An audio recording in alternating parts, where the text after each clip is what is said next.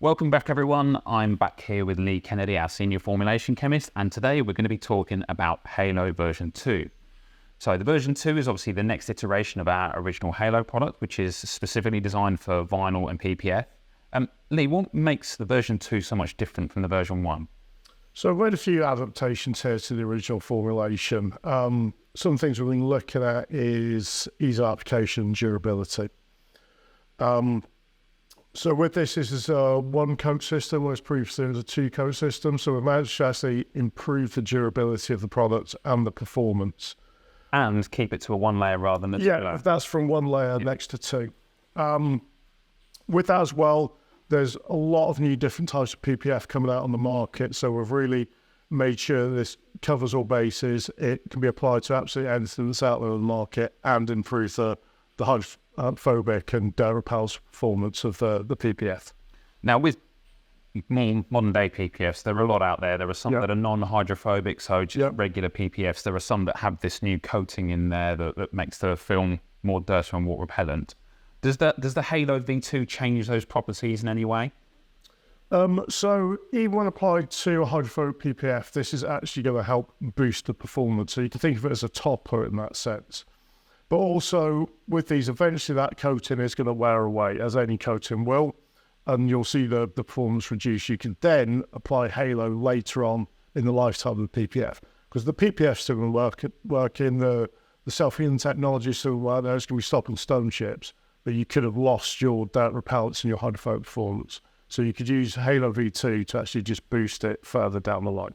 So really it doesn't matter what company or what type of PPF you've got on there. It's just compatible with a load of different PPFs. We've tested everything on the market, as we always do here, just to make sure that it's always going to work, that it's going to bond and attach to the surface. And we're very confident, whatever type of PPF it is, that you'll get a boost in performance from HALOv2. And in terms of sort of the technology or the chemistry that goes into the product, can you give us a little bit of an insight as to what type of technology and chemistry is in there to make it so much of a game changer? Because it's now one layer rather than two. You've increased the performance and you've increased the dirt repellency of it. What we did here, our starting point was the technology we used in XOV5, which is a composite siloxane. So it's slightly different from older versions. And this bonds discrete different layers within a couple of microns of the ceramic coating. And then we've taken that and we've adapted it to perform on PPF.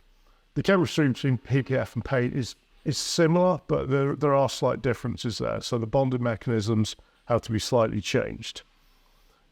Also, with a PPF coating, at moisture upper levels, this is going to move, it's going to swell, and you need a high degree of flexibility in a PPF coating than you do on a paint coating, which is very hard and brittle. Cool. So when it comes to the application of the new version, it doesn't really differ that much from the previous one, but there's a kind of an important piece around what products to use to prepare the surface for, isn't there? Yes, so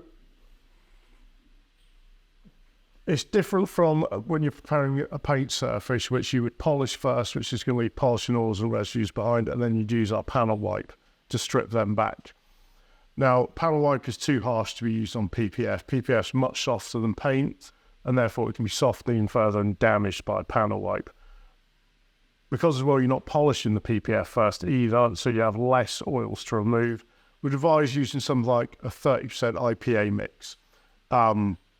Just to clean off the surface after you've washed the car, got it nice and clean, dried it, just go with 30% IPA, and then this is ready to be applied. Cool. And that IPA is, for those that don't know, that's isopropyl alcohol. Obviously, I'm guessing we recommend using distilled water as tap water. No, I'd go with distilled water, but you can pick them up pretty much anywhere. Like I said, they're both readily available. So we don't supply this ourselves because it's so widely available. And very cheap and easy to get hold of. So that's what I advise, the 30% mix. You're better off using deionized water, simply because with tap water you are going to leave some of the mineral deposits behind, which again, you're trying to strip everything back so it's just the PPF for the coating to bond to.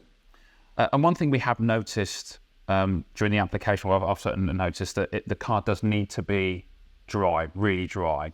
So I guess when it comes to applying the PPF and then applying Halo, we do recommend leaving it a few hours before you apply the Halo, because it's just making sure there's none of that water around, because water and bare Halo don't tend to play that well together, do they? Yeah, with all our coatings, they're all reactive, and they actually react with water. Something called polycyclic hydrocondensation. So they actually react with moisture in the air, so they're that reactive with water. So whenever you receive one of our little bottles, that's been blanketed in nitrogen, so it's a completely dry atmosphere within the bottle. This is to stop this reaction happening. So when you apply it to the surface, it's reacting with the paint itself, or the PPF in this case, and the moisture in the air.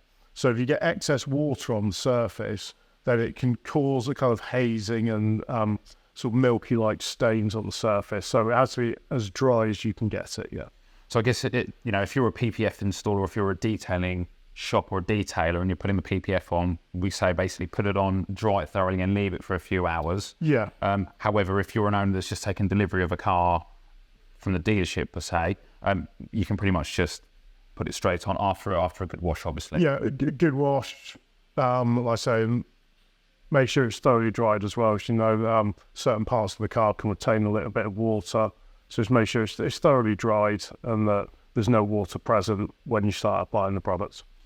And I guess this, with it being a coating, it needs to be treated the same as other coatings. So in terms of maintenance and washing, are there any steps that people need to be particularly aware of or follow, or is it treated the same as a coated, painted surface? Yeah, once it's coated, exactly the same as a treated paint surface. So you want to be using high quality maintenance products. Obviously we have our own range, so that's what we'd recommend.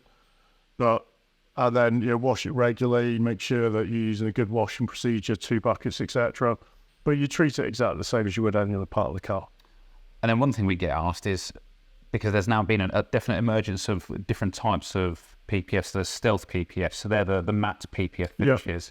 And gloss ones. I'm assuming that doesn't change the finish of either the mattes or the glosses? No, so again, we're aware that there's a lot of matte and satin PPFs out there. So again, one thing we looked into extensively is, does this change the optical appearance? And it doesn't. We have a gloss meter here, so we can actually measure that and take hundreds and hundreds of measurements and look at it statistically, and there's no variance in the gloss levels at all. So it's not going to change the optical appearance of your PPF.